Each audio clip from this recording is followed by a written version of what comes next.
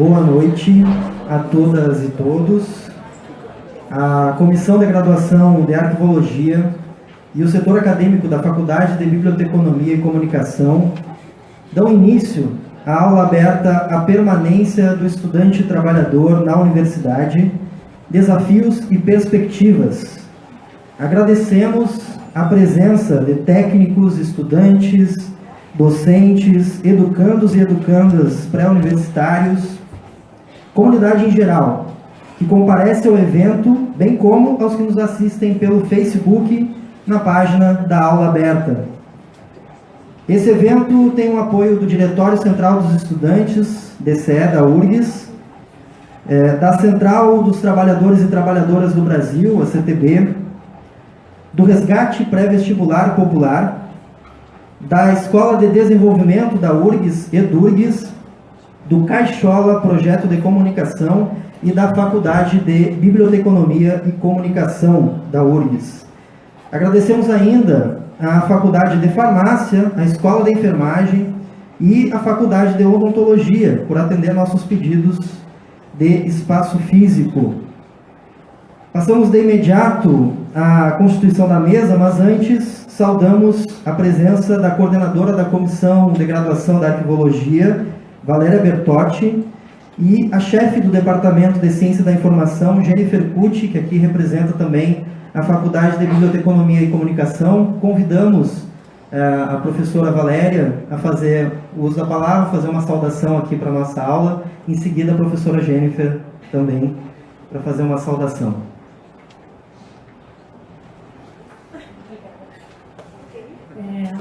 Boa noite a todos e a todas. Então, é muito bom ver esse auditório, né, praticamente lotado.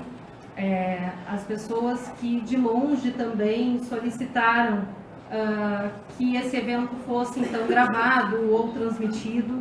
Acho que esse tema é um tema extremamente pertinente, não apenas para o curso de arquivologia, que é um curso noturno, outros cursos de noturno que a universidade possui, né? A própria Faculdade de Odontologia possui um curso noturno também, mas também quem queira entrar na URGS e a comunidade em geral, esse é um tema extremamente pertinente à discussão da comunidade. A gente faz a gente chama para esse debate porque o curso realmente vem montando um projeto de acompanhamento docente.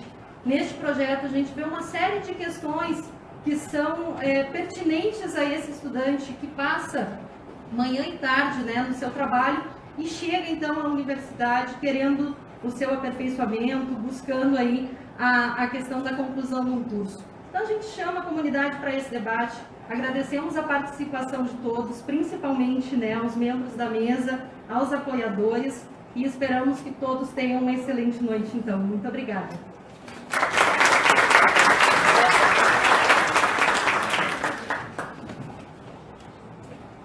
Passamos então a palavra à professora Jennifer, representando aqui a Faculdade de Biblioteconomia e Comunicação.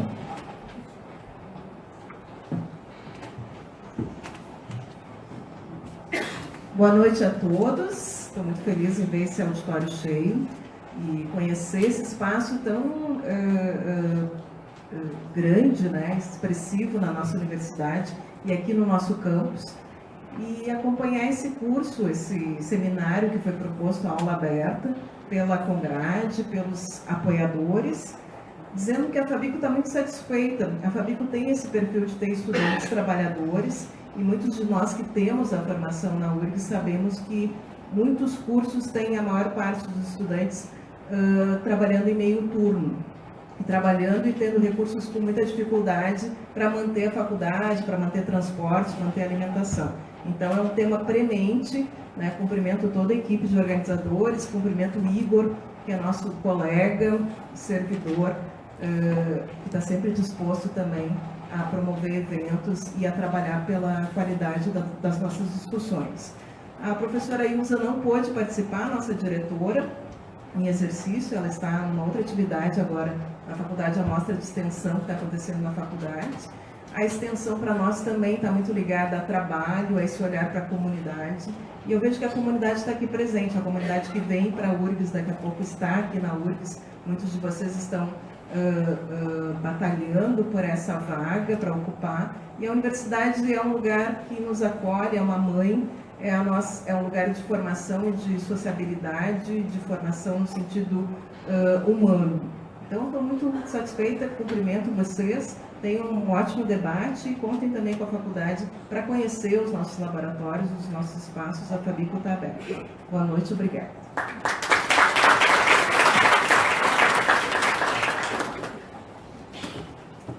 Obrigado, professora. Então, de imediato, passamos à formação da nossa mesa de debates dessa noite de hoje. Antes disso, gostaria de saudar ainda a presença da cobertura colaborativa desse evento, através do jornalista Felipe Laude, também presente aqui, né? E, então, saudamos aqui também a imprensa livre, a imprensa democrática, que faz, muitas vezes, das redes sociais aí, o seu meio para estabelecer um outro viés aí. Então, uma salva de palmas aí para a cobertura. Agradecemos ainda a Bruna Luciano Farias e Douglas de Lima, né, estudantes da fisioterapia e da economia, que estão lá fora e estão dando um aceno aí. Depois vocês vêm aí, né, para a gente, que estão dando um apoio aí na questão logística de fazer as inscrições, estão nos ajudando nessa noite. Bem, agora sim, né, passamos a formação da mesa. Para mediar, então, gostaria de chamar aqui para mediar o debate de hoje, chamar a professora do Departamento de Ciências da Informação e coordenadora adjunta da Arquivologia, né, do curso de Arquivologia, professora Rita de Cássia Portela.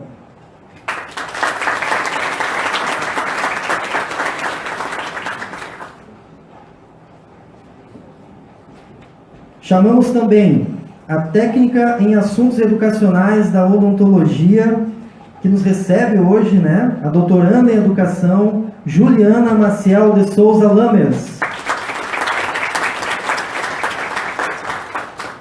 Compõe também a mesa de hoje, ele que é coordenador do pré-vestibular Resgate, professor Bernardo de Carli.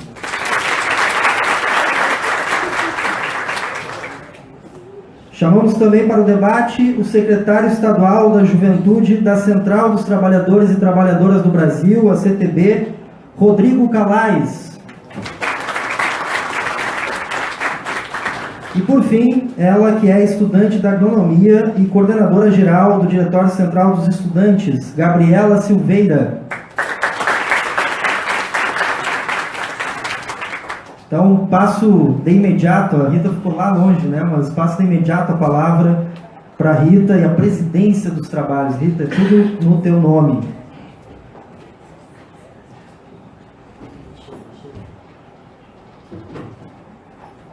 Inicialmente, boa noite a todos e a todas. E já agradecemos a presença de todos e todas vocês. Talvez seja importante contextualizar um pouquinho. O contexto é uma palavra que a ativista gosta muito, né? Eu acho que ele é uma palavra pertinente agora. Falar um pouquinho da origem dessa iniciativa. Essa iniciativa ela surgiu não sei se dá para chamar de um grupo de estudos ou um grupo de leitura que nós constituímos entre a comunidade da arquivologia e o setor acadêmico da Fabico. A nossa intenção era compreender um pouco melhor questões relacionadas à gestão educacional e para que isso pautasse de uma maneira mais otimizada o nosso trabalho enquanto comunidade, enquanto setor acadêmico. Entre as leituras que nós realizamos e os estudos que fizemos, nós nos deparamos com a dissertação da Juliana, que está hoje conosco, e enfim, ao longo das conversas, entendemos que seria importante um espaço para conversarmos de uma maneira um pouco mais próxima, né, tentar aproximar alguns públicos que tivessem, né, algo em comum com a temática que a gente está trabalhando hoje. De uma maneira bem pontual, quando o Felipe me perguntou o que eu entendia, né, trabalhando no evento, enfim, né, sendo mediadora dessa conversa, o que eu entendia como sendo os desafios ou as dificuldades do estudante trabalhador. Muito sinceramente, eu acredito que eu só posso supor. E eu acredito que esse é um espaço que a gente tenha que construir na universidade para entender essa realidade desse conjunto de estudantes com características tão específicas, né? Eu acho que é isso que a gente está fazendo agora. Essa atividade, ela foi pensada como aula aberta da disciplina de Política e Legislação em Arquivos. No primeiro momento, talvez não se tenha uma associação tão imediata com uma disciplina que trabalha essa temática, né? Mas a gente acaba entendendo que política se faz assim, né? Espaços de diálogo, espaços de ouvir, espaços para articular, espaços para se fazer representar dentro de uma determinada realidade e, de alguma maneira, dessa maneira que a gente está, com essa intenção que a gente está aqui. Então, muito agradecida pela presença de quem veio assistir, também de quem está colaborando conosco nessa discussão. Acredito que a gente possa iniciar, de repente, pela Juliana.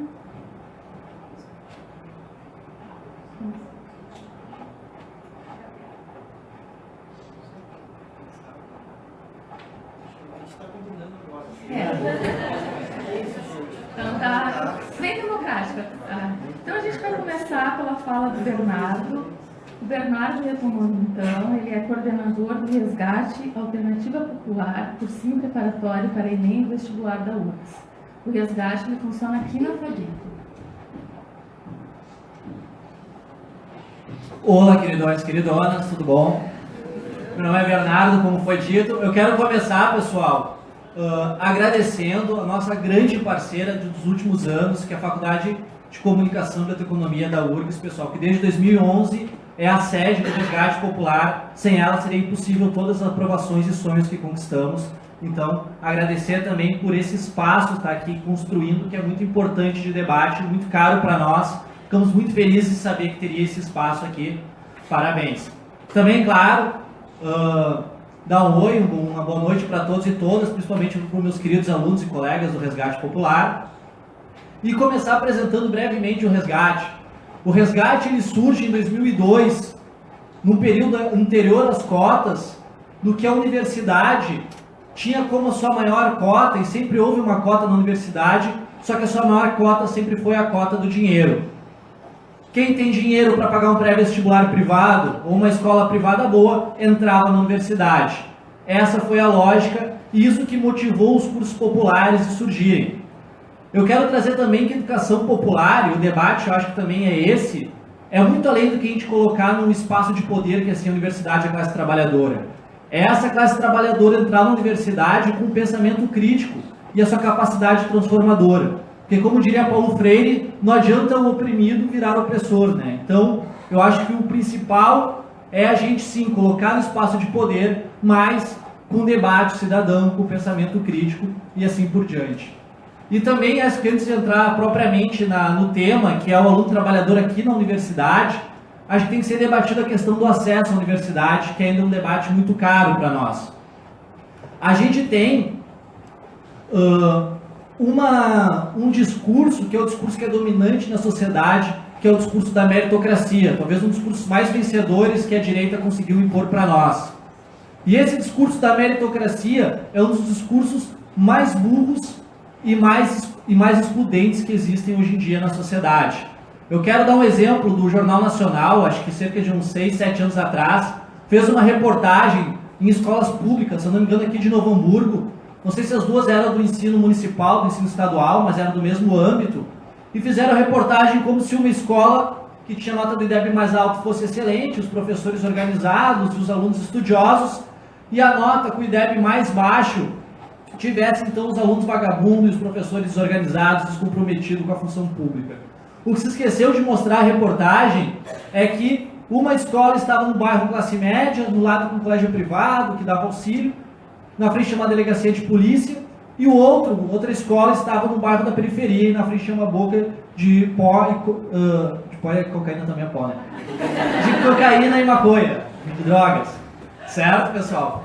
Então, talvez, o trabalho daqueles professores, o esforço daqueles alunos, que muito provavelmente já eram trabalhadores, como a maioria dos jovens da periferia, muitos têm que começar muito cedo a trabalhar, fosse mais esforço do que os outros alunos, os professores talvez tivessem mais dedicação que os outros. E se faz, então, se distribuir as verbas igualmente sobre o discurso da meritocracia. Então, a meritocracia é um dos discursos mais perigosos e é um dos discursos que continua fazendo a universidade, apesar das cotas, apesar do reúne, se ainda é uma universidade ainda muito branca, muito classe média, muito elitista. Então, eu acho que temos que partir por aí, a disputa do acesso. E se falaram, então, quando se criaram as cotas, que ia diminuir a excelência acadêmica da universidade. E se provou com o tempo, em todas as universidades cotistas, Brasil afora, não só aqui, ou tiveram o mesmo desempenho, ou foi um desempenho superior dos alunos que entraram pelo acesso universal. Então, o discurso da meritocracia no acesso à universidade já se mostrou por alguns pontos cair por água abaixo, mostrou sua fragilidade. Eu quero dar um exemplo.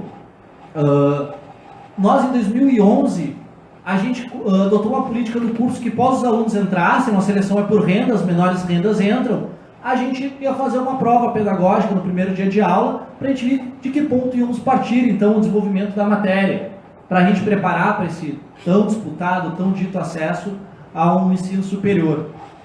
E na prova, era uma prova de matemática com 10 questões, ensino fundamental, e uma prova de redação com... era 10 linhas, se eu não me engano, a prova de redação. Até hoje é isso, né, pessoal?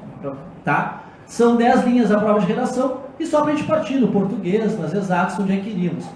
A nossa média normalmente tem sido da prova de matemática 2 questões e a redação, a maioria, na primeira redação, zeraria pelas regras da URGS. Certo? Da prova vestibular da URGS. E pasmem, nós professores nos olhamos e falamos, acertamos a seleção. Isso em nenhum momento nos intimidou, porque sabemos que absolutamente todas as pessoas são inteligentes. E aquele ano nós batemos o recorde de aprovação do curso e ficamos fazendo assim por diante. Ano passado tivemos uma aprovação, perdemos já os cálculos, mas até hoje estávamos contando em 31 alunos. De alunos que são da classe popular, que são da classe trabalhadora, e a prova que absolutamente todo mundo é inteligente. E quero deixar claro que, por mais que nós somos especialistas em disputar a provinha do vestibular da URGS e a provinha do Enem, a gente acredita que nenhum papel, nenhuma prova mede a inteligência de ninguém. E nosso objetivo, como todo movimento social, que é como nos encaramos como curso popular, é o objetivo de deixar de existir. A nossa luta é que não exista mais vestibular, que não exista mais Enem, e o acesso ao ensino superior seja universal, seja para todos e todas que queiram, então, tenham o seu sonho de cursar o ensino superior. Acho que também é outro debate que nós temos que trazer. Bom, e qual é o primeiro momento, então, de exclusão do aluno na universidade pública? Aqui na URGS, propriamente dita, vamos debater para cá, que é onde estamos. O primeiro momento de exclusão é muito antes de passar pela porta da universidade, é muito antes de sentar numa cadeira numa aula da universidade. O primeiro momento de exclusão é o momento que o curso ele vai fazer a inscrição lá no vestibular. Que curso farei? Qual profissão seguirei? E vários cursos não vão poder ter o seu nome na lista. Várias pessoas vão ter que abdicar dos cursos dos seus sonhos, porque os cursos não existem no turno da noite. Arquitetura, letras, medicina, biomedicina, alguns cursos que eu estou falando de cabeça, eu sei que não existe o turno da noite. Então, muitos alunos que não podem se contentar com uma bolsa de R$400, que precisam no mínimo ganhar o salário mínimo porque o seu sustento é um dos principais sustentos de suas famílias, não pode se contentar com uma bolsa de R$400 trabalhando 4 horas. E o primeiro aumento de exclusão é qual o momento que curso fará. Então esse é um debate muito sério, o debate da construção dos cursos noturnos, numa universidade para o trabalhador, ou que se dê então uma bolsa realmente significativa, que nós sabemos que não é para isso que o país está se encaminhando e nem a universidade está se encaminhando, pelo contrário, está se encaminhando para o momento de cortes. Bom, e o estudante aqui na universidade? O debate aqui é permanência. Eu quero trazer um debate que é um debate muito forte em todos os cursos populares, o debate da evasão dos cursinhos populares.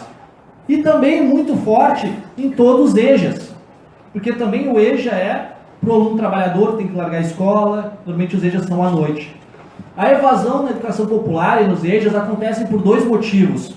Um motivo cultural e outro motivo material. O motivo cultural, isso a gente consegue contornar, todo esse primeiro dia de aula a gente vai trabalhando, é a questão que Normalmente, nossos alunos são as primeiras pessoas de suas famílias a entrarem no ensino superior, certo?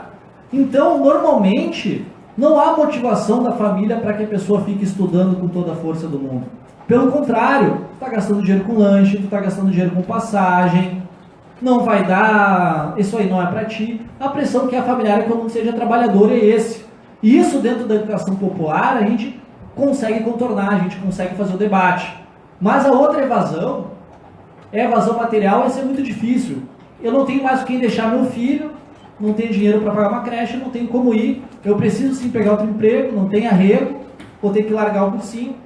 Então, quando o aluno já entrou no ensino superior, a gente conseguiu minimamente contornar a questão material, mas vai ser um problema constante. A pessoa teve essa determinação pelo menos por um ano, né, que foi no ano passado, 2 anos, 3 anos.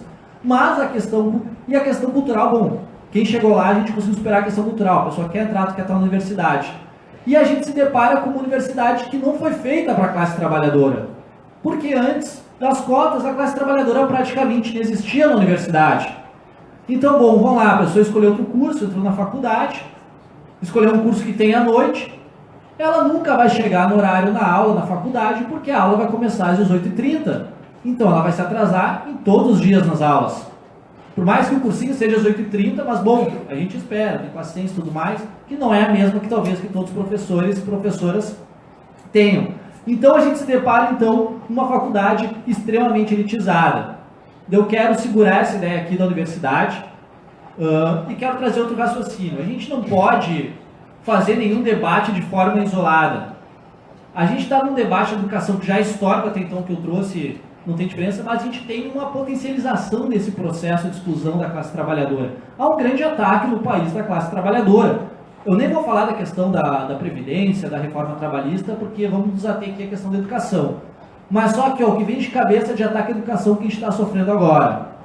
A gente tem uma PEC, o teto dos gastos, a PEC 55, que congela por 20 anos o investimento em educação, em saúde.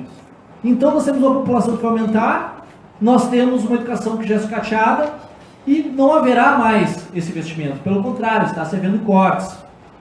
A gente tem uma reforma do ensino médio proposta pelo governo federal que é tenebrosa. O discurso, claro que é bonito, não são bobos nem nada, o discurso é que tu vai poder escolher teu caminho, teu currículo durante o teu ensino médio. Mas qual é a prática disso? Tem português, matemática, sociologia, a gente talvez educação física com cadeiras obrigatórias. Por exemplo, história não é cadeira obrigatória, geografia não é cadeira obrigatória, física não é cadeira todas obrigatórias. E daí tu pode escolher daí entre 2 eixos no mínimo. Sei lá, linguagens ou ciências da natureza, ou humanas e linguagens, certo? Bom, até aí eu já discordo, mas ainda dá para engolir o discurso que tu vai escolher teu trajeto. Só que qual é a regra? Na prática, as escolas são obrigadas a oferecer no mínimo 2 só. Então qual é a prática do aluno trabalhador da periferia? Ele não vai escolher a escola que vai escolher ou a linguagem e as ciências humanas, por exemplo, que ele queria, além do currículo básico. Ele vai na escola mais perto da casa dele e vai estudar o que a escola mais perto da casa dele decidiu que tem que ser feito. Ou seja, o que a gente tem? A pessoa não vai escolher seu currículo e nós sabemos que tem algumas disciplinas que para o governo não são tão interessantes que se tenha, entre elas a disciplina de história, a disciplina do pensar, a disciplina da construção da cidadania. Então, é muito grave o que está acontecendo. Está acontecendo por uma reforma curricular que é parecida da ditadura militar. Por quê? Tem mais um item ali, além da ciência da natureza, das ciências humanas e da linguagem, que é um item muito maligno, que é o profissionalizante. Certo? Quanto mais popular o cara for, mais pobre a pessoa for, ela vai muito mais vezes escolher profissionalizante, porque mais imediatamente vai dar um retorno financeiro para ela. Então nós estamos voltando para aquele projeto da ditadura militar que tu faz uma educação só para qualificar força de trabalho barata, que não vai para a universidade, que não pensa. Então esse é um dos ataques, um ataque curricular muito forte na educação pública, porque não acham que os privados vão seguir essa lógica. Vai ter todas as matérias bem bonitinhas como são hoje em dia. Outra questão também, pessoal, há um projeto muito claro de sucateamento de tudo que é público, e a educação está sendo uma privilegiada nisso. Eu estava num espaço parecido com esse no IF de Alvorada, e daí os professores, os colegas me contaram lá que eles vão ter que, a partir desse semestre, escolher, ou do semestre que vem, mas eles decidiram que eles vão ter que ligar um poste sim e um poste não de luz, porque eles não têm dinheiro para pagar a conta de luz, não vão ter a partir de então. A situação está desse nível. E, obviamente, a gente sabe como é que está a assistência estudantil, é uma das primeiras atacadas, além da extensão também, que é sempre o primo pobre do tripé da universidade, certo? Então, há um escateamento muito forte econômico da educação pública. Isso tem um objetivo. O objetivo é privatizar a universidade pública, cobrar mensalidade das pessoas. Fortalecer, de novo, fazer um novo boom das universidades privadas, como aconteceu na década de 90. E para, só ser breve aqui para uma situação caótica, no Estado, no nível federal e no nível municipal, tem uma proposta de silenciamento do professor, que é a escola sem partido, a dita escola sem partido, né? A escola sem cidadania, a escola sem política. E é um processo muito sério de silenciamento do professor, porque entre elas está que eu não vou poder falar nada, eu, professor, não vou poder falar nada que vai contra a moral dos familiares dos meus alunos. A moral de qual dos 40 familiares dos meus alunos? De qual deles? Então, quem vai decidir que eu posso falar ou não? Ou seja, tudo é suscetível de processo, tudo é suscetível de perseguição. E em contrapartida, e aí é da grande contradição, porque claro que o discurso é bonito, já está nesse momento, esse semestre, o Exército está dando aula de cidadania nas escolas. E eu acho que existe um pouquinho de divergência se a gente acha que o Exército é quem deve dar cidadania ou não nas escolas. Isso está acontecendo aqui no Rio Grande do Sul. Ou seja, nós estamos caminhando para um processo de ditadura moderna, um processo de censuramento moderno muito forte, certo? Com apoio midiático.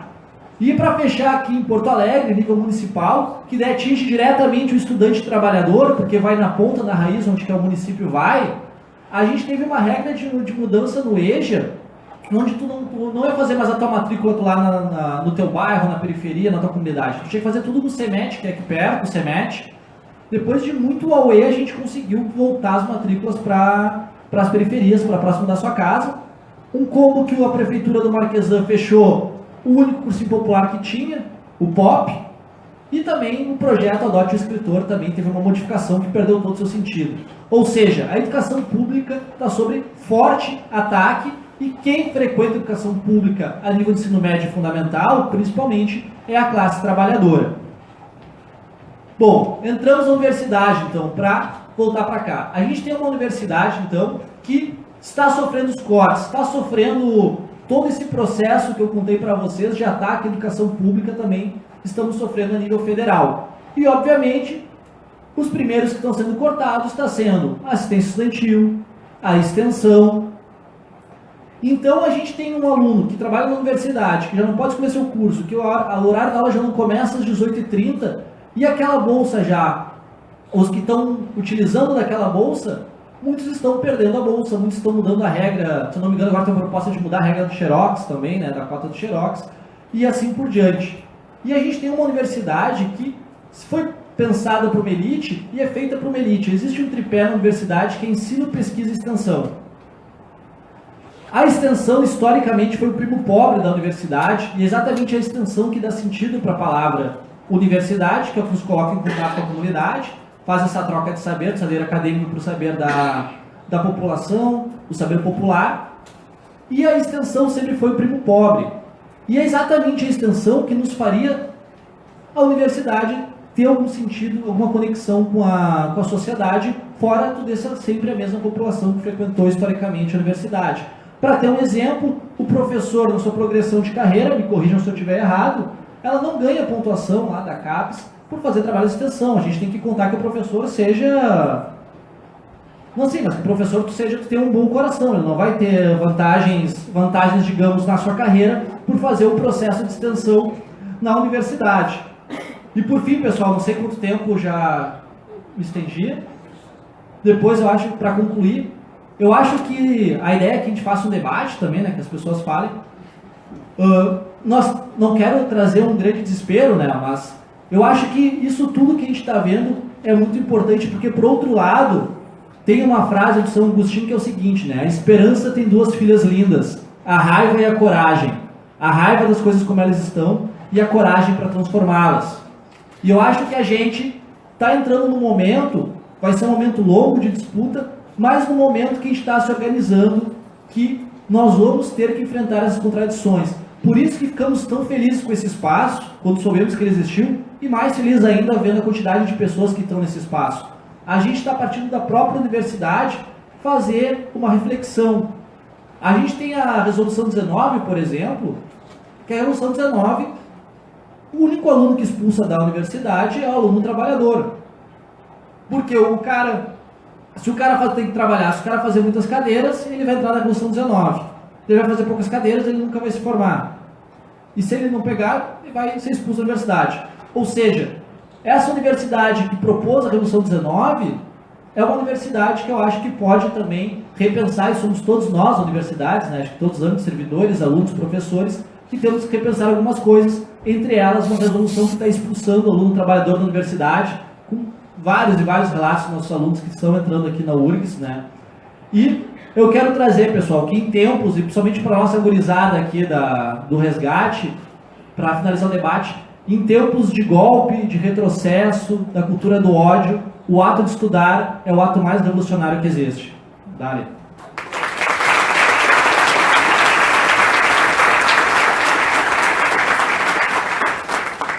Dando prosseguimento, então,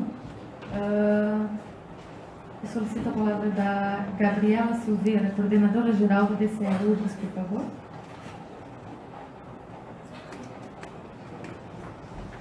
Boa noite a todos. Gostaria primeiro de saudar esse espaço e a importância dele. A importância de estar debatendo dentro da universidade a permanência do estudante trabalhador. Acho que o Bernardo já colocou várias coisas importantes aqui, mas vamos começar pelo ingresso à universidade, né? Hoje a gente tem as cotas, que foram uma conquista histórica, mas elas ainda não são o suficiente, porque na prática, o estudante que precisa das cotas, e aí também se entra nesse debate, né, das cotas terem a nota menor no vestibular, por quê? Porque é o estudante da escola pública, e eu vim de escola pública, eu sei as dificuldades que a gente enfrenta, porque na prática, quem já fez vestibular ou quem já fez Enem, já pegou uma prova, sabe que o que a gente vê ali não é o que a gente vê na escola pública. Quem está mais preparado para o vestibular e para o Enem hoje são os estudantes de escolas privadas, os estudantes de cursinho privado, e já saudar também a iniciativa de pessoas como o Bernardo, né, com os cursos pré-vestibulares populares. É muito importante que a gente esteja popularizando, pintando de povo as nossas universidades, mas trazer alguns elementos, né? Porque quem ingressa, por exemplo, pelas cotas socioeconômicas, são os filhos dos trabalhadores, aqueles que já não têm muitas condições em que em algum momento vão precisar trabalhar, mesmo estando dentro da universidade. E a universidade hoje, ela não foi feita para o estudante trabalhador, ela foi feita para quem só precisa estudar, para quem tem o privilégio de apenas estudar.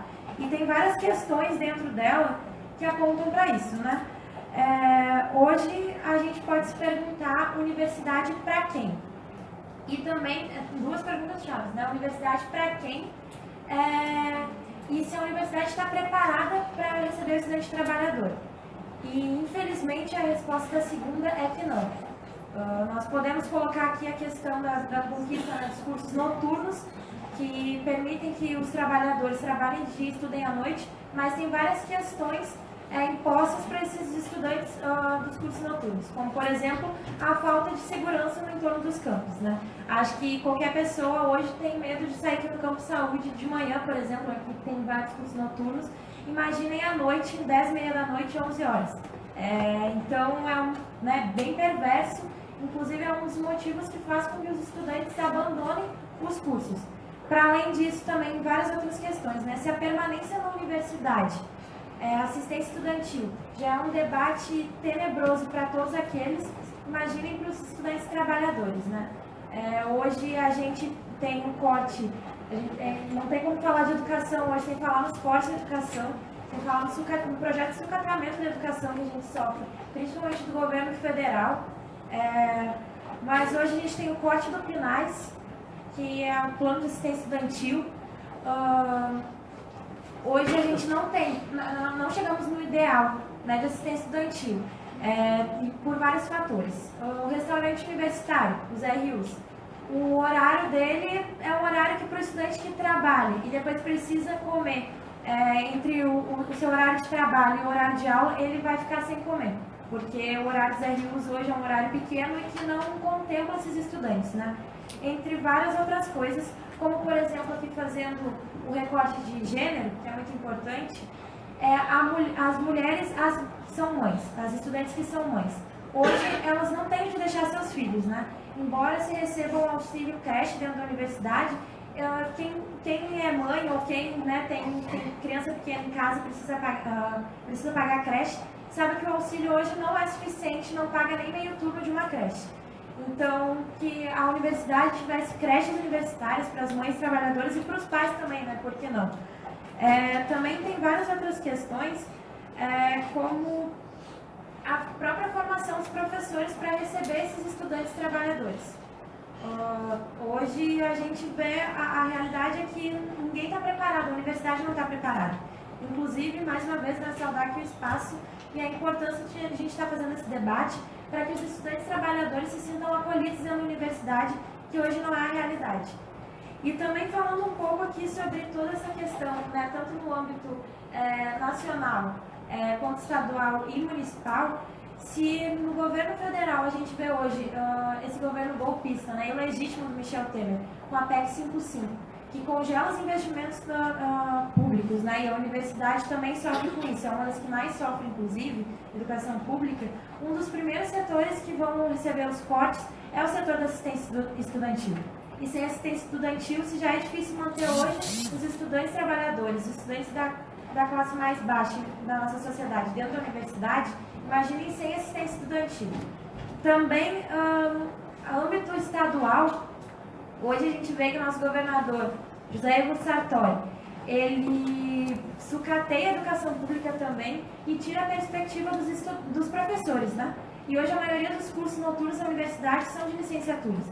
Que perspectiva tem um estudante de licenciatura hoje, sabendo que o governo, o Estado, não valoriza essa profissão tão importante para a formação da nossa sociedade, né? E também aqui no âmbito municipal, nós temos a questão do fim do meio passe, que o nosso prefeito Marquesan propôs, também da segunda passagem, que é o que faz com que trabalhadores que moram longe consigam se deslocar até os seus trabalhos. Agora foi na Vitória, conseguimos revogar isso, está de volta a segunda passagem, mas também o nosso prefeito quer retirar o meio passe estudantil.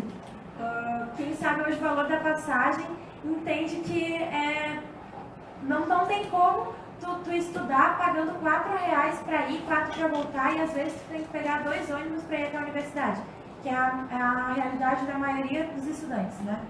E dentro da Universidade Federal, e aqui a gente tem que fazer um debate, voltando ao assunto, sobre universidade para quem, o papel da universidade pública é devolver conhecimento para a sociedade, gerar conhecimento para a sociedade.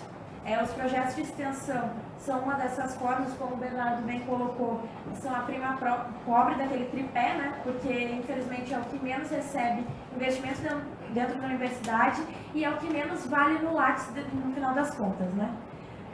Mas a universidade ela serve para isso, para devolver conhecimento para a sociedade. Afinal de contas, os estudantes das universidades públicas, eles não podem ser enxergados com apenas um grupo seleto de pessoas que estão lá para estudar às custas do povo. Muito pelo contrário, o povo tem que entender que a universidade também é sua. Mas para isso, a universidade tem que se fazer entender enquanto do povo.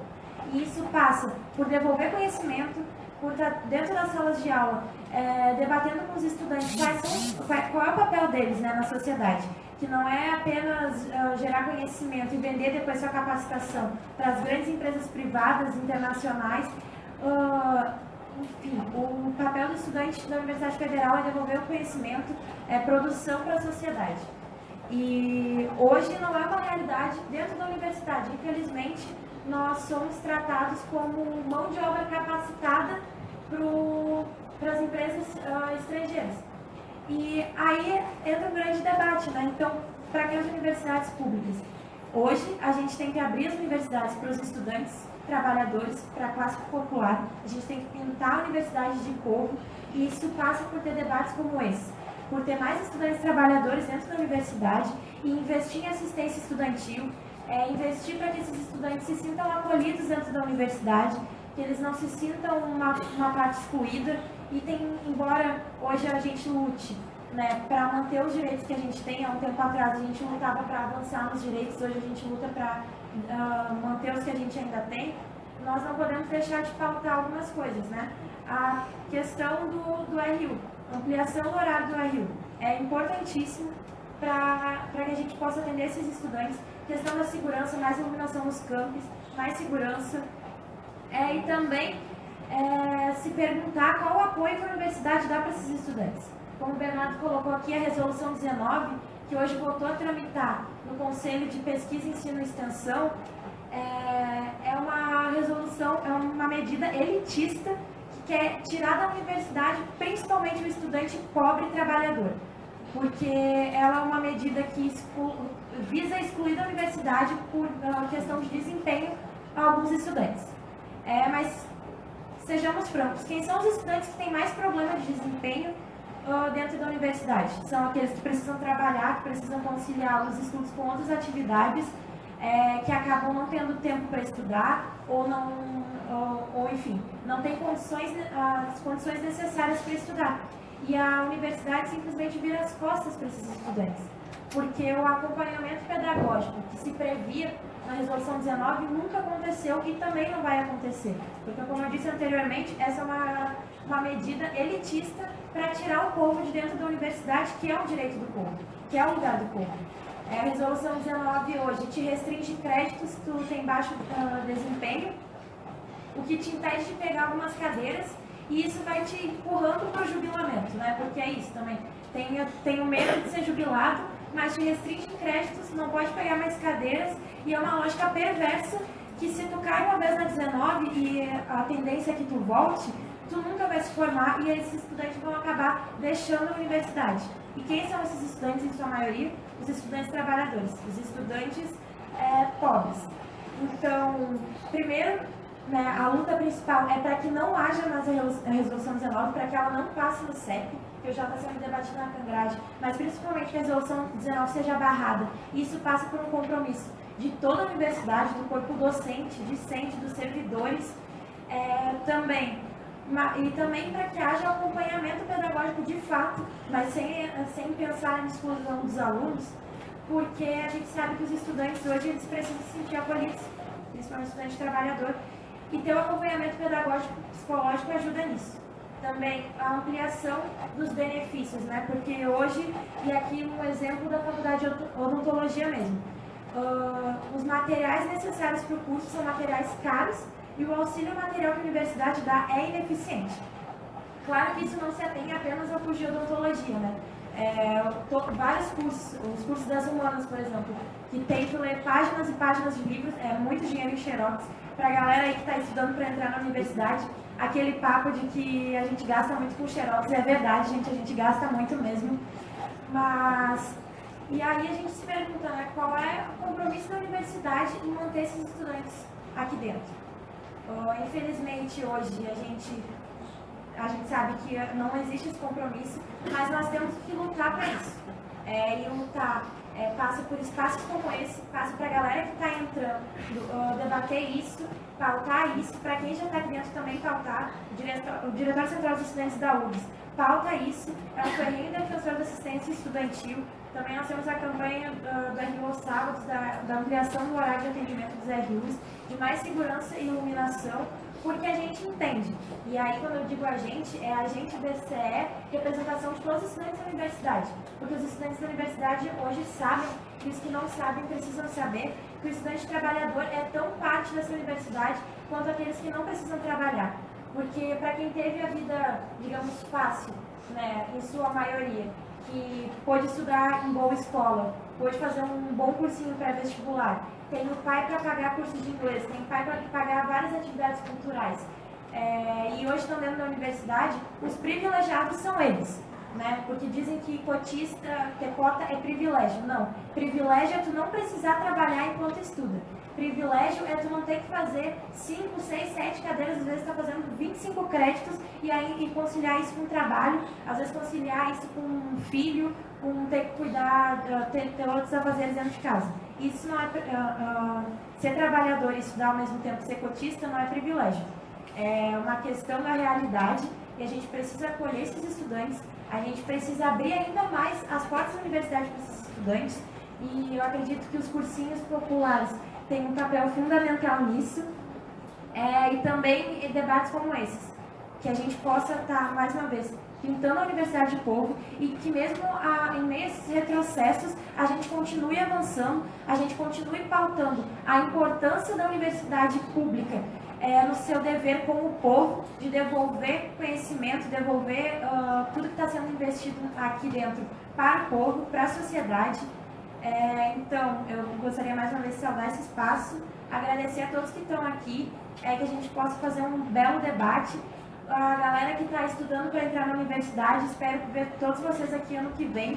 Espero que essa universidade cada vez mais tenha a cara da galera da classe mais baixa, né, que tem menos grana, que essa universidade tenha cada vez menos filhinho de papai e mais filho da classe trabalhadora. Obrigada.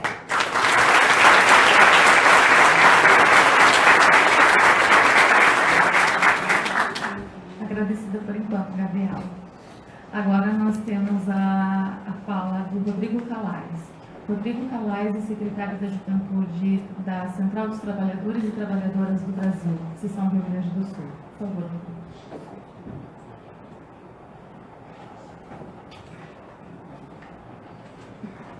Boa noite a todos e a todas. Quero desde já saudar os demais integrantes da mesa. Quero fazer um agradecimento especial também à Comissão de Graduação em Arquivologia, o setor acadêmico da Fabico. Um agradecimento especial ao meu camarada Igor, que me fez o convite para estar aqui hoje. E dizer que é uma grande satisfação mesmo estar aqui. Eu vim de Gramado, né? Estou secretário da Juventude Trabalhadora da CTB, mas a minha profissão é garçom. Sou vice-presidente do Sindicato dos Trabalhadores na Hotelaria e Gastronomia de Gramado. Então, quero dizer que realmente é um grande prazer estar aqui numa universidade debatendo um assunto tão importante como esse para a juventude trabalhadora. Então, a permanência do estudante trabalhador na universidade é um tema de muita importância, não só para a juventude trabalhadora, mas é um tema importante para toda a nação brasileira, né?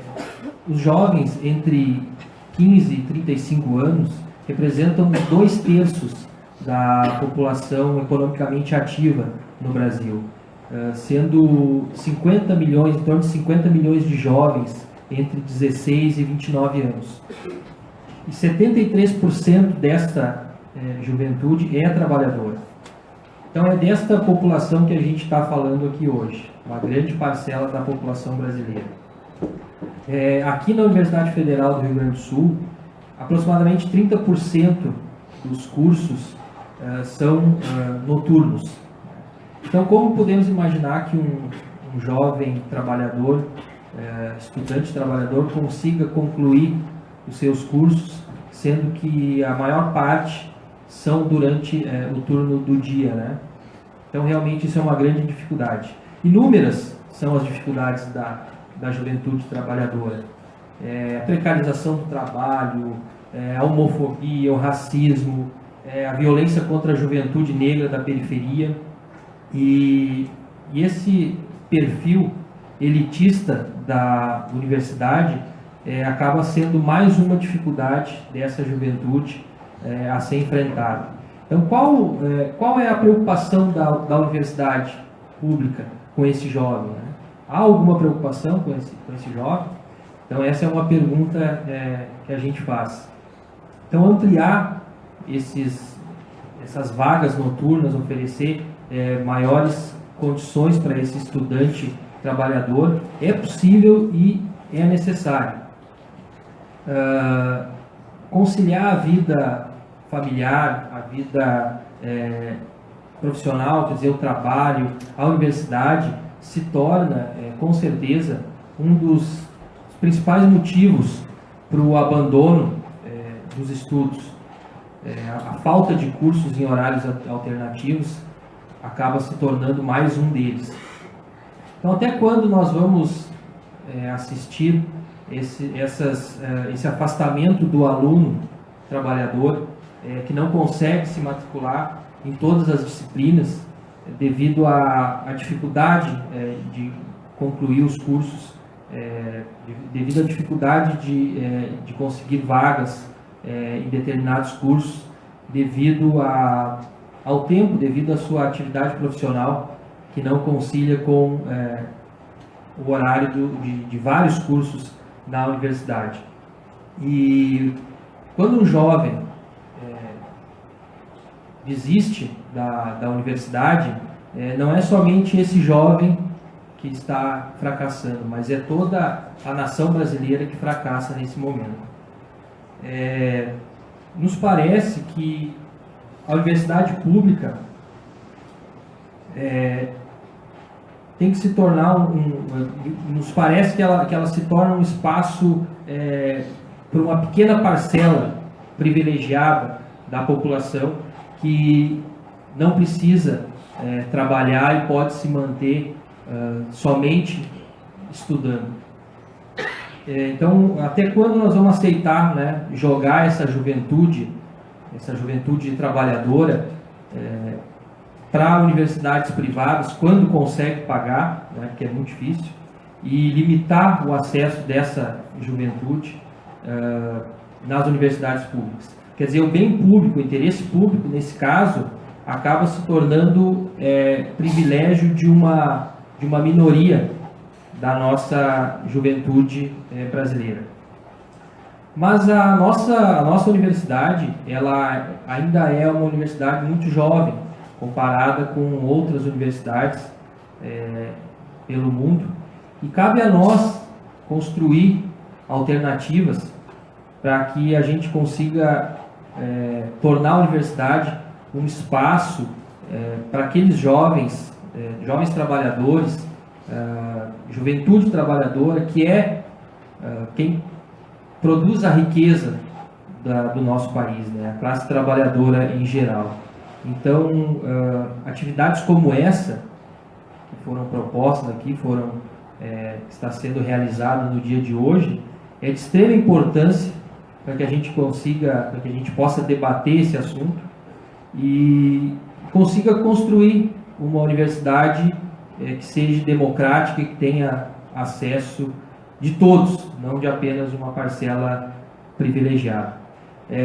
Nós vamos passar um vídeo agora de um exemplo de Portugal, de um Estatuto do Trabalhador, que nós encontramos e achamos muito, muito interessante. Vou pedir a atenção de vocês um pouquinho. Nós vimos que no Brasil hoje nós somos capazes de dizer que entre a juventude brasileira, ela é uma juventude eminentemente trabalhadora. Nós tínhamos, pelos dados da PNAD de 2010, 34 milhões de jovens em situação de trabalho, isso é quase 73% do número da taxa de jovens brasileiros buscando trabalho. Prioridade está na conciliação entre vida familiar, escola e trabalho. Hoje a gente começa a promover oportunidades iguais de trabalho para mulheres, jovens, negros e brancos e possibilidades de conciliar a vida familiar, a escola e o trabalho, ou nós vamos manter excluídos do mercado formal as mulheres, especialmente as mulheres negras, porque são as mais pobres, porque são as menos escolarizadas. Quando um jovem abandona a escola lá na periferia, White, né, quando ele abandona para poder fazer o trampo, não é ele que fracassa somente, fracassa o Brasil enquanto projeto de nação. A juventude quer isso aí, quer vaga nas universidades, mas a juventude trabalhadora não quer vaga nas universidades privadas financiadas pelo governo. Ela quer vaga na Universidade Federal, que é de melhor qualidade, porque não adianta ter vaga na Universidade Federal de tarde, de manhã, que a juventude trabalhadora está trabalhando essa hora. Quer vaga de noite. Os jovens, assim como todos, necessitam de um espaço para a sua vida social e afetiva. Porém, necessitam continuar sua formação para serem melhores como trabalhadores, como cidadãos e alçarem melhores postos de trabalho, que o distanciem da vulnerabilidade em que se encontram hoje no mundo do trabalho.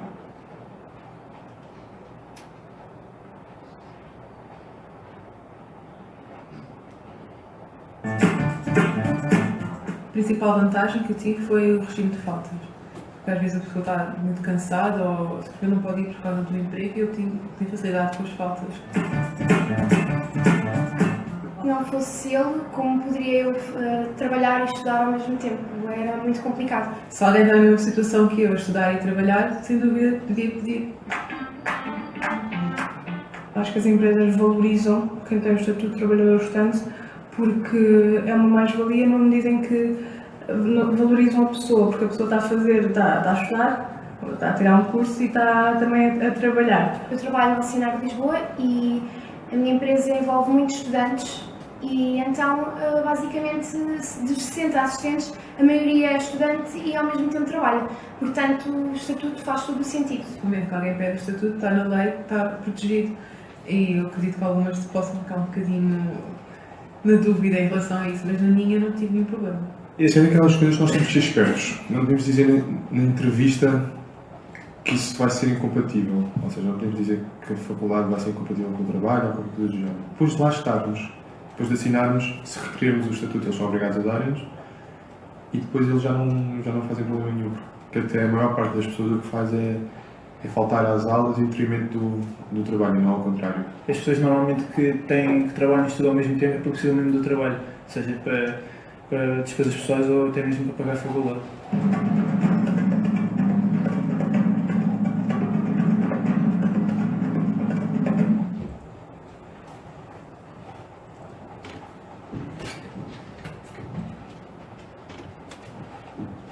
Bom, eu não podia deixar de mencionar o fato de que nós tivemos, na última década, pouco mais de uma década, um período de grandes avanços para a juventude trabalhadora.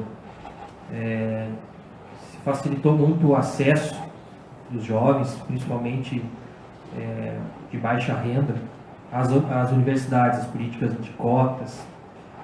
Para nós da CTB, é indiscutível que isso foi um período de grande avanço.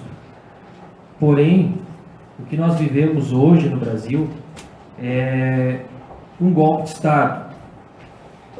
Um golpe diferente, não foi através dos tanques nem das baionetas, mas nós estamos tendo aqui um golpe através do parlamento, através do judiciário, através da grande mídia. E esse governo que lá está, chegou lá através dessa ruptura democrática, desse golpe, tem atacado diretamente e intensamente os direitos dos trabalhadores. A reforma trabalhista está aí e atinge diretamente a juventude trabalhadora. Tem atacado frontalmente a educação pública. Como o Bernardo citou antes, nós temos congelamento por 20 anos dos investimentos em saúde e em educação, que isso será sentido ainda na próxima geração, com certeza, se nós não mudarmos isso. É um governo que acaba com importantes programas na área da educação. Então, aquilo que, apesar dos avanços, já era uma dificuldade para a juventude trabalhadora, na atual conjuntura se torna ainda mais difícil. Então, derrotar esse projeto neoliberal, ultraliberal que está aí na ordem do dia, faz parte da luta, tem que estar no centro da luta da juventude para ampliação das suas oportunidades na universidade. Nós não teremos grandes avanços para a juventude trabalhadora, para a classe trabalhadora, se não mudarmos esse quadro. Então, resistir e lutar está na ordem do dia para a juventude da CTB. E como muito bem foi já mencionado aqui no vídeo, a juventude que estuda e trabalha, ela quer uma universidade pública, gratuita, de qualidade, que atenda às suas necessidades, quer dizer, cursos em horários que atendam a sua demanda, né? Mas isso só vai ser alcançado com a participação da luta da juventude e uma participação numa frente ampla que lute pela democracia, que lute pela educação pública de qualidade, que lute pela soberania nacional, que lute pela educação pública, que lute pelos direitos dos trabalhadores, pela valorização do trabalho, por um projeto nacional de desenvolvimento para a nação, que coloque no centro desse projeto a valorização do trabalho e a classe trabalhadora como indutora de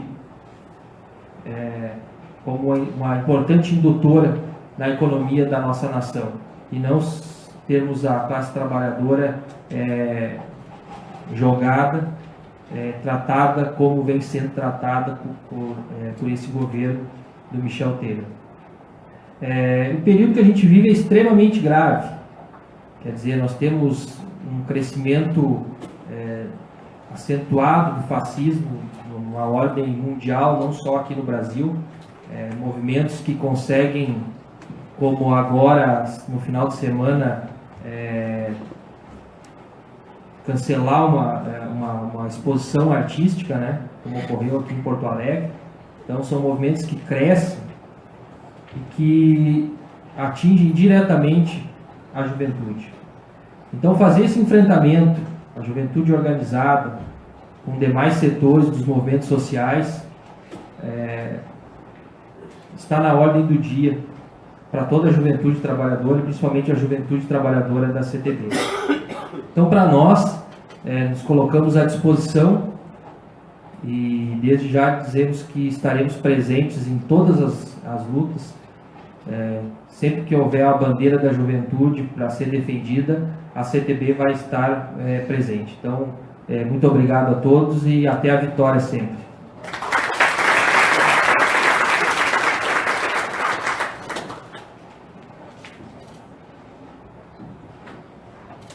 Obrigada, Rodrigo. Dando prosseguimento, então, ao nosso espaço de fala agora, nesse momento, nós convidamos a Juliana Luiza Lames. Souza, perdão. Olha, eu aqui lembro Souza, Luiza Souza. Para fazer uma fala a respeito do trabalho que ela desenvolveu, a pesquisa desenvolvida sobre o olhar do estudante, a trajetória do estudante no curso noturno de odontologia.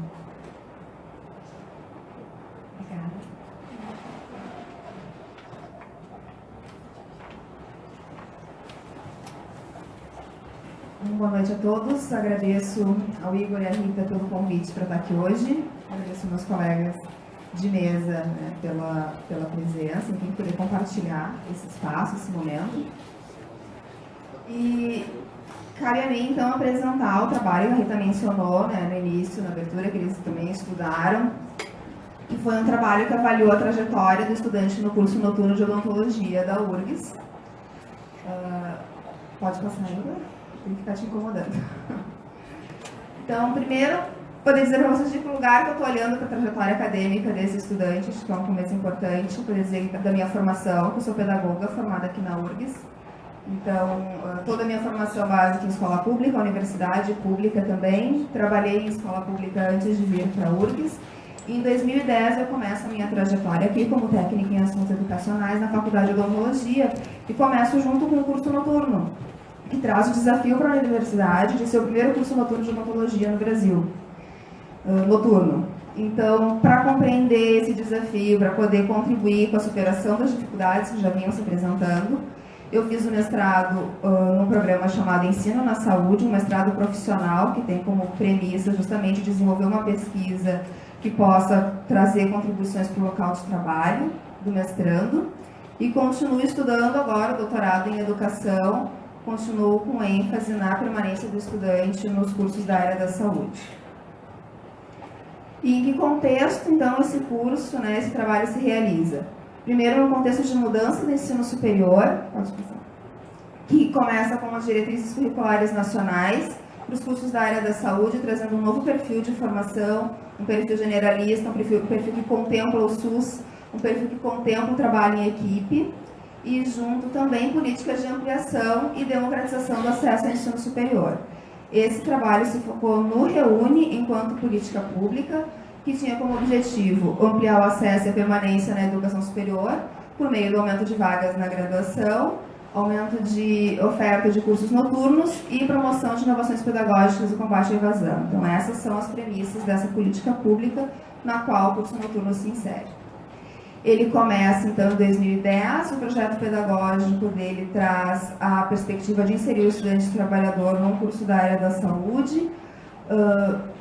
São 30 vagas anuais e 16 semestres. Esse projeto foi construído espelhado no curso diurno, que tem a duração de 10 semestres. Por que essa diferença? Porque o aluno, eles têm a mesma carga horária, exatamente o mesmo número de horas, mas no curso do dia o aluno tem as atividades obrigatórias de manhã e de tarde, e no curso da noite as atividades obrigatórias todas são à noite. Então, para contemplar a mesma carga horária, um número estendido de semestres para 16. No momento do estudo, nós tínhamos 5 turmas em andamento. Hoje já temos 8 turmas e a primeira se forma em 2018/1. Então, o objetivo desse trabalho foi analisar a trajetória acadêmica do estudante do curso noturno. Para isso, caracterizar o perfil sociodemográfico do ingressante, sua opção pela profissão e as expectativas em relação ao curso, com as turmas, então, que ingressaram de 2010 até 2013, são os dados que eu vou mostrar aqui. Conhecer a situação acadêmica do estudante, então, no ano de 2014, qual era a situação acadêmica dos estudantes que já tinham, né, passado por esse curso, e compreender o significado das experiências de retenção e evasão na perspectiva de estudantes e trabalhadores, de estudantes e professores. Então, para atender ao primeiro objetivo específico, que foi caracterizar o perfil, foi realizado um questionário com perguntas abertas e fechadas, participaram 118 estudantes, e esse questionário ele era aplicado no dia da matrícula. Então, desde 2010, nós vimos aplicando esse questionário no dia da matrícula com os estudantes para conhecer o perfil. Quem eram, então, os estudantes do curso noturno? A maioria mulheres, com idade entre 17 e 22 anos, estudantes brancos, solteiros e sem filhos. Pode passar. Mais da metade disse que trabalhava no momento da matrícula, estava trabalhando, e dos que trabalhavam, 30% disseram que a sua atividade profissional já tinha um vínculo com a área da saúde. Em relação à educação básica, 41% tinham ensino fundamental, pode clicar, ensino fundamental em escola pública exclusivamente, 48% fizeram todo o ensino médio em escola pública. E 59%, pode clicar mais um, 59% tiveram 3 anos ou mais de intervalo entre a conclusão do ensino médio e o ingresso no curso de odontologia. Em 2014, nós, o Núcleo de Avaliação aqui da faculdade, fez um estudo comparativo entre o diurno e o noturno para poder ter uma ideia do perfil desses dois cursos. Então, aqui é um recorte, não é o da dissertação, é um recorte só das turmas de 2014. Pode clicar 2 vezes. Então, aqui mostra que os estudantes, apesar de serem a maioria, né, 17 a 19 anos no curso noturno e no diurno, eles predominam no curso no diurno, a barra azul está maior, enquanto que os estudantes mais velhos, de 23 a 30 anos, são mais predominantes no curso noturno. Pode passar, mais 2 cliques. E a questão do ingresso de escola pública também aparece aqui na barrinha vermelha. Então, os ingressos de escola pública, tanto no ensino fundamental quanto no ensino médio, mais no curso da noite do que no curso do dia. Comparando ainda o tempo de saída do ensino médio para ingresso no curso de odontologia, pode clicar de novo, 2 vezes. Até 1 ano predomina lá no curso do dia, então alunos que saem do ensino médio vêm direto para o curso. 3 anos ou mais, são 50% dos alunos do noturno, então alunos que têm um intervalo entre a saída do ensino médio e o ingresso nesse curso, seja porque estudaram outras coisas, porque foram trabalhar, foram fazer outras atividades antes de conseguir ingressar no curso de odontologia. Em relação ao trabalho, também é uma diferença marcante, 90% dos alunos do diurno não desenvolviam nenhuma atividade profissional, 65% dos alunos do noturno sim desenvolviam uma atividade profissional enquanto estavam, né, enquanto ingressaram no curso. Voltando a falar do curso noturno exclusivamente, então desses ingressantes, mais da metade não frequentaram nenhum outro curso de graduação, ou seja, tiveram a sua primeira experiência de ensino superior no curso noturno de odontologia. 44% já frequentaram outro curso. 10% concluíram outra graduação e estão aqui buscando uma segunda formação. E a odontologia foi o curso de preferência para 85% dos estudantes. Perguntamos para ele quão seguros eles se sentiam em relação à escolha do curso. Se somar ali o completamente seguro com o seguro, dá mais de 80% dos estudantes que dizem que sim, tem segurança de que esse é o curso que quer fazer.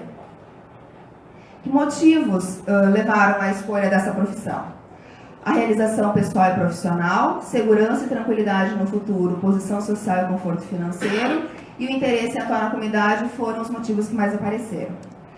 E em relação às expectativas, em relação ao curso, era uma pergunta aberta, que os estudantes podiam ficar à vontade para escrever o que eles quisessem. As respostas que mais apareceram foram uma formação qualificada, realização profissional e a busca, então, pela realização de um sonho, a realização pessoal de um sonho, de uma vocação. Então, esse foi o perfil. Para atender o segundo objetivo específico, que foi identificar a situação acadêmica dos estudantes, nós recorremos aos relatórios de graduação, os relatórios que o sistema nos oferece, e também consulta aos históricos escolares de todos os 121 alunos que tinham ingressado no curso até aquele momento. A partir dessa análise, nós separamos os alunos em 3 grupos. Um grupo dos alunos que estavam na seleção aconselhada. O que isso quer dizer? O aluno que entrou no primeiro semestre, fez todas as disciplinas, passou em tudo, foi para o segundo, fez todas as disciplinas, passou e assim por diante. É o aluno que está fazendo o curso de acordo com o currículo, sem nenhuma interrupção. O segundo grupo, o grupo dos alunos em situação de retenção. São alunos que em algum momento tiveram que cancelar alguma disciplina, ou tiveram reprovação, ou tiveram trancamento, ou inclusive fatores desses associados, e por esse motivo não estão cumprindo com o currículo como ele foi, né, inicialmente planejado. Consequentemente, vão precisar de mais tempo para fazer o seu curso, além daqueles 16 semestres previstos. E por fim, o grupo dos alunos que tinham evadido, os alunos que não estavam mais no curso, não por sua conclusão, mas por evasão. Então, em relação a essa situação acadêmica, pode passar, observamos que a maior parte desses estudantes, 40%, estavam em situação de retenção, então na qualidade desses estudantes que vão precisar de mais tempo, precisam de uma atenção para poder concluir o seu curso. 38% estavam na seriação aconselhada e quase 20% dos estudantes haviam saído. Não temos estudos de cursos noturnos para fazer comparação, temos somente mas estudos que falam de evasão em cursos da área da saúde como um todo, em cursos de odontologia no Brasil. Esse número está extremamente acima do percentual de evasão dos outros cursos. Em relação à retenção, para a maioria dos estudantes, essa retenção aconteceu por reprovação ou reprovação associada a trancamento de matrícula. Para 53% dos alunos, essa reprovação aconteceu em uma única disciplina ao longo do curso. Reprovou uma vez, conseguiu se recuperar e seguiu adiante no curso. Os demais tiveram mais de uma reprovação. E 87% reprovou somente uma vez na mesma disciplina. Então, a gente tem aqui 13% que reprovou uma vez, fez a disciplina de novo, reprovou de novo, precisou de mais tempo para conseguir ir adiante. Em relação à evasão, aqui ela se caracteriza muito fortemente pela troca de curso, do curso noturno para o curso diurno. A gente vai ver um pouco mais sobre isso depois, pode clicar. Porque quando o aluno entra, ele escolhe, quando ele faz o vestibular, se ele quer o noturno ou diurno, e não há trânsito interno entre os cursos. Quando se criou os cursos, o curso noturno, a ideia era que o aluno que entra fosse o aluno que realmente quer fazer o curso da noite, que ele não fosse um trampolim para o curso do dia. Então, o aluno entra e faz a disciplina somente à noite. O que fez com que os estudantes que têm possibilidade de fazer o curso do dia e esperavam entrar de noite para poder fazer o curso do dia em menos tempo, migrassem para o curso do dia fazendo outros processos seletivos. Pode clicar. 2 trocaram por transferência interna. 7 realizaram o processo seletivo unificado, que é conhecido como prova do extra-vestibular, e 10 alunos optaram por fazer um novo vestibular, entrar no curso do dia e continuar a sua formação no curso diurno. Para entender, então, o significado das experiências de retenção e evasão na perspectiva de estudantes e professores, foram realizadas entrevistas semi-estruturadas. Que é isso? A gente tinha um roteiro, tinha algumas perguntas que eu ia conduzindo com os entrevistados, mas eles ficavam abertos para ir acrescentando os elementos que para eles fossem importantes, né, na conversa sobre essa experiência. Foram entrevistados 16 estudantes e 8 professores, uma amostra por saturação. Isso quer dizer que eu ia entrevistando pessoas até que os elementos fossem surgindo, conversas novas, informações novas. Quando as informações começaram a se repetir, e a gente via que todos os elementos então pareciam que estavam cobertos, né, nas entrevistas, elas foram encerradas.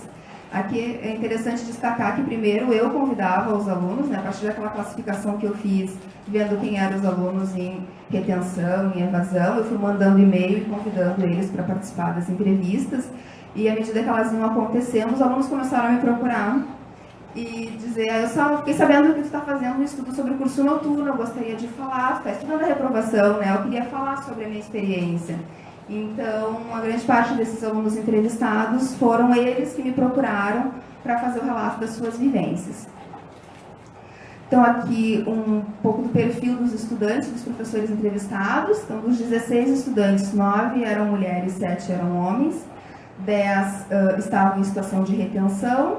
Deles, então, sobre eles, tinham entre 18 e 44 anos, 6 estavam trabalhando no momento da entrevista, de 30 a 40 horas semanais, 8 deles realizaram ensino médio em escola pública. Dos estudantes em situação de evasão foram 6 entrevistados, a idade é entre 21 e 36 anos, não trabalhavam no momento e 2 tinham realizado ensino médio em escola pública. Em relação aos professores, 6 eram homens e 2 mulheres, as idades variaram de 32 a 57 anos, todos doutores, 7 deles atuavam em regime de 40 horas de dedicação exclusiva, então davam aula exclusivamente na universidade. Eu trago esse quadro para mostrar a complexidade da análise sobre a retenção e evasão, aquilo que nós falávamos um pouco, né, cada um trouxe, e não é um fator só que leva o estudante a desistir da universidade, são vários, e em relação. Então, esse é um quadro de um autor, né, bem tradicional nos estudos de evasão, mas que a gente pode trazer para a análise da retenção também. E aí ele fala ali do período pré-universitário, né, características do estudante, suas intenções, seus objetivos, seus compromissos, as expectativas com a carreira, vão se relacionar com questões do período universitário, características do curso, a integração acadêmica e social, fatores externos, de novo, as intenções, objetivos e compromissos, tudo isso, né, num cenário, num contexto social e institucional. Então, em que lugar que está inserido, em que família, em que contexto de trabalho, que instituição, de que forma essa instituição acolhe o estudante, que vão levar à decisão de evadir ou persistir. E aí persistir com os desafios, né, do desempenho acadêmico. Então, em relação a essas entrevistas, 5 categorias emergiram das falas dos estudantes e dos professores para explicar como é que eles percebiam essa experiência de retenção ou de evasão no curso noturno. A primeira delas foi a chegada e adaptação do estudante à rotina universitária. Estou apresentando cada uma das categorias com algumas características, algumas falas dos estudantes e dos professores e alguns elementos da literatura também que nos ajudam a compreender. Então, para os estudantes, né, a nova exigência de estudos, a rotina universitária, as diferenças entre a rotina do ensino médio e da universidade, a forma de estudar, as expectativas de vivenciar atividades práticas relacionadas com a profissão desde o início do curso foram elementos que influenciaram no seu desempenho. Os professores destacaram a questão da distância entre os conteúdos de ensino médio que eram necessários para as disciplinas que eles ministravam na universidade, como, por exemplo, conteúdos de física, matemática e química. Lembrando, claro, o perfil, a gente tinha metade dos alunos que tinham 3 anos ou mais de distância entre o ensino médio e o ingresso no curso de odontologia. Aí aqui uma fala de um estudante. Eu deixei acumular matéria, eu não tinha como dar conta para as provas finais. A rotina de estudos muda muito. Comecei a me organizar melhor porque é muita matéria e é pouco tempo. E às vezes o que tu vê dentro de sala de aula não é o suficiente. Tem que se inteirar sozinho. Não dá para deixar acumular. E isso era normal no colégio, deixar as coisas mais para a última hora. Falha em adaptação, falha em ter cronograma de estudos. Esse estudante, né, número 8, disse: no começo foi difícil, porque como eu trabalhava muito cedo, tinha que me deslocar para outra cidade e de noite eu já estava exausta nos primeiros semestres. Mas foi questão assim, de uns 2 semestres e eu acostumei. Uma questão de costume, de hábitos. Como estabelecer horário para estudar, parar, sentar e ver o que eu tinha de fazer. Foi um baita baile que eu levei. E a literatura nos fala, então, que o início de um que eu vou. Para os professores, se observa a falta de tempo desse estudante para se dedicar aos estudos fora, né, da sala de aula, a redução da concentração ao final da aula, quer dizer, o tempo de aula vai passando, os estudantes vão ficando cansados, diminuindo a sua concentração.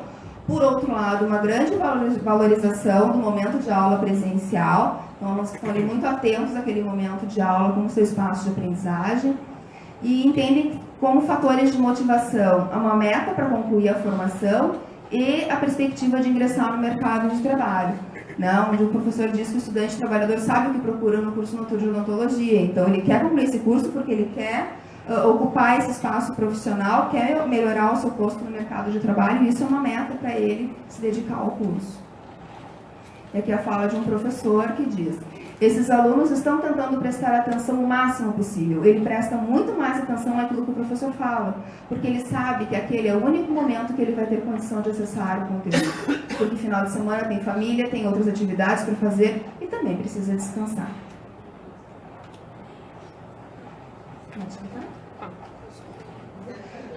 Então, os autores falam que a condição de conciliar estudo e trabalho é um fator complicador, é um desafio para a permanência, para a conclusão do curso, mas, por outro lado, concluir esse curso pode levar esse estudante, né, a um nível mais elevado no mercado de trabalho, melhores condições de vida e mudança, né, na sua situação socioeconômica, o que leva a ser um fator motivador.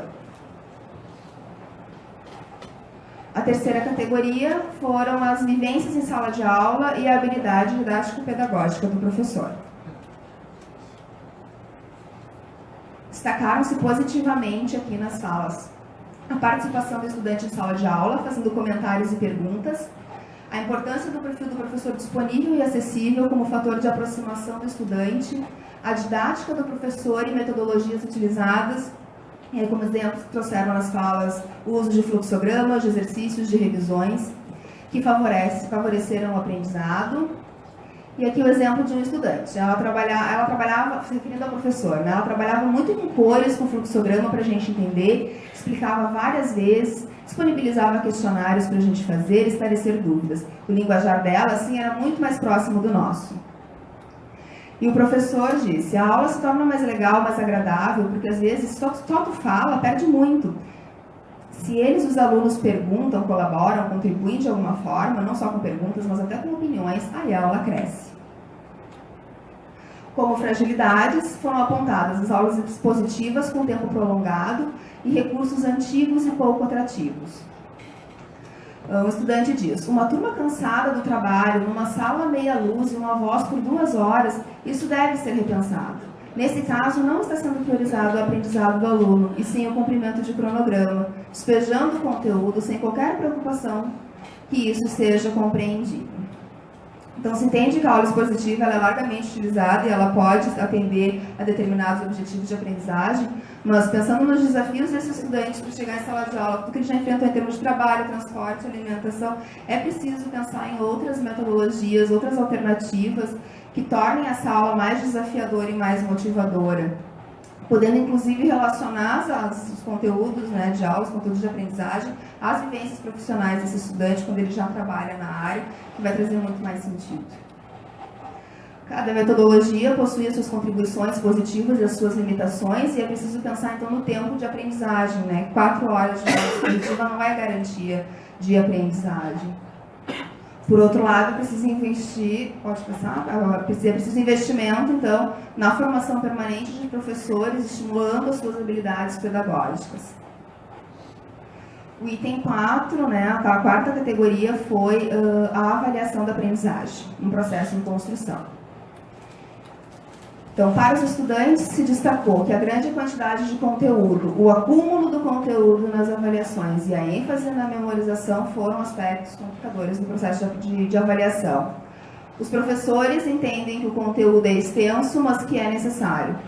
Falta estudo contínuo durante o semestre e que há, sim, conteúdos que são fundamentais de serem memorizados.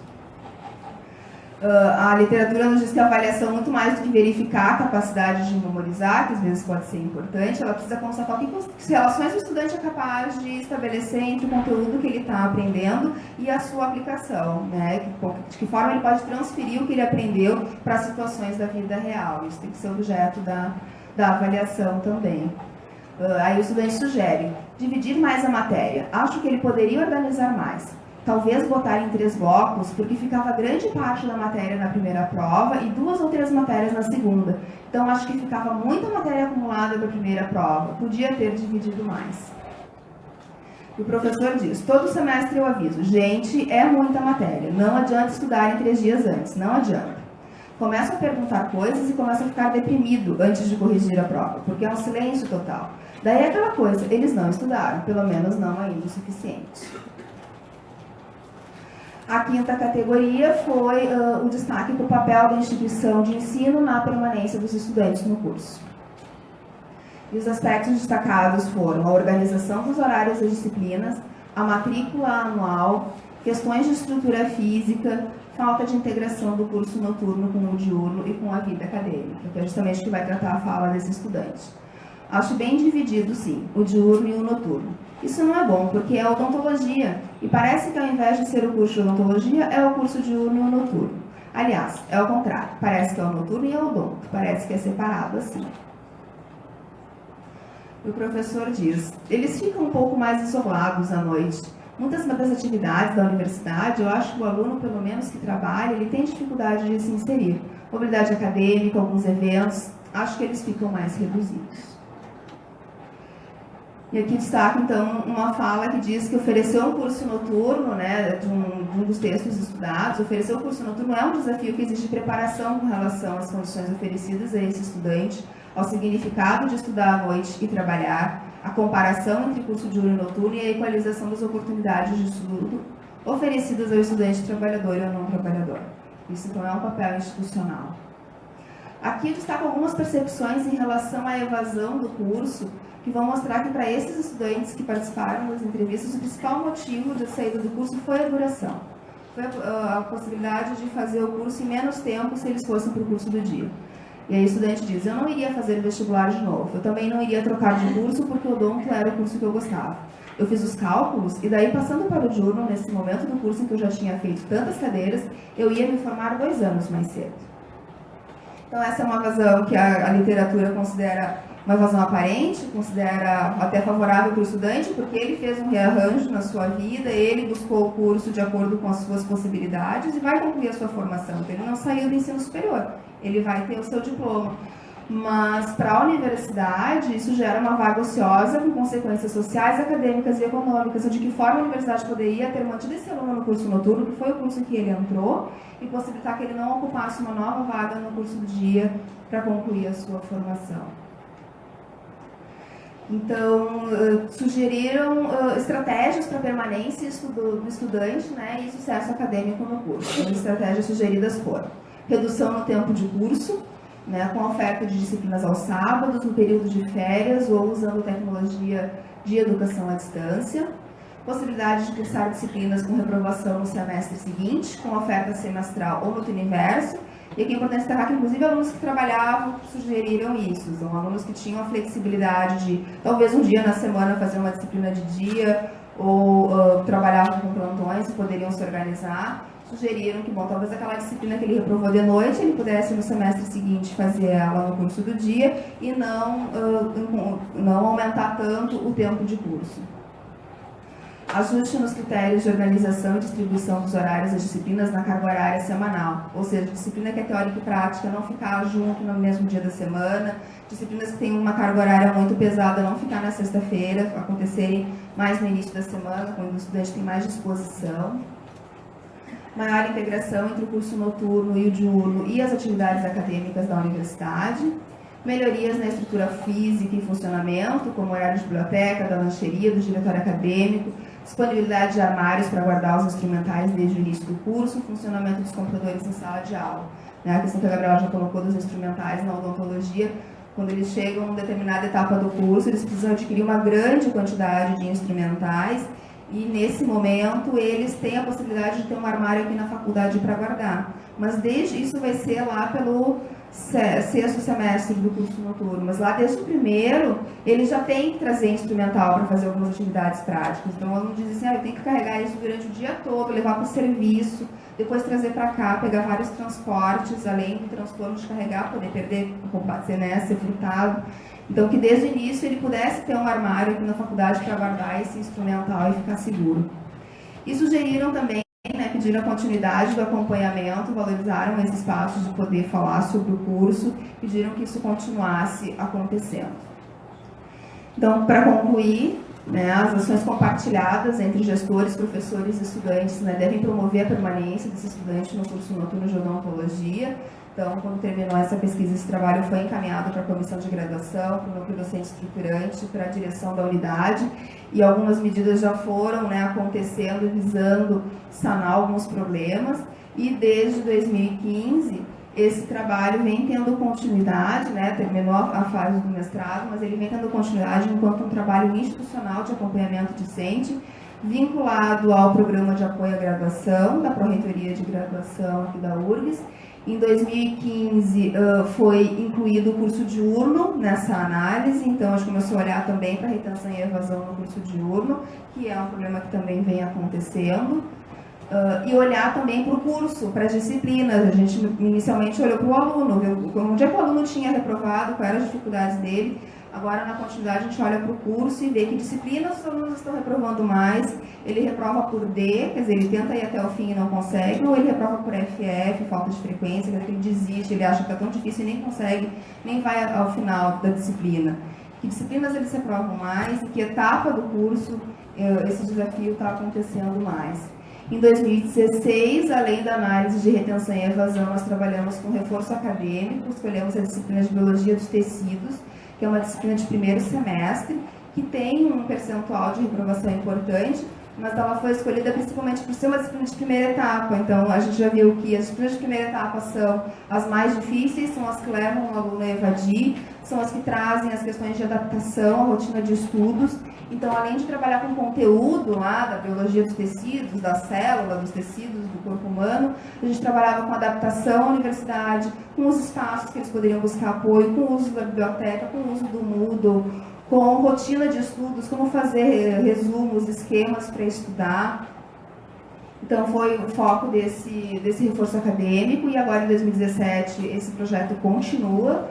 Foi contemplado novamente, a gente segue fazendo análise de retenção e evasão, está selecionando o bolsista agora, e escolhemos a disciplina de Fisiologia, por ser uma disciplina que tem um percentual de evasão importante, mais até do que a Biologia dos Tecidos.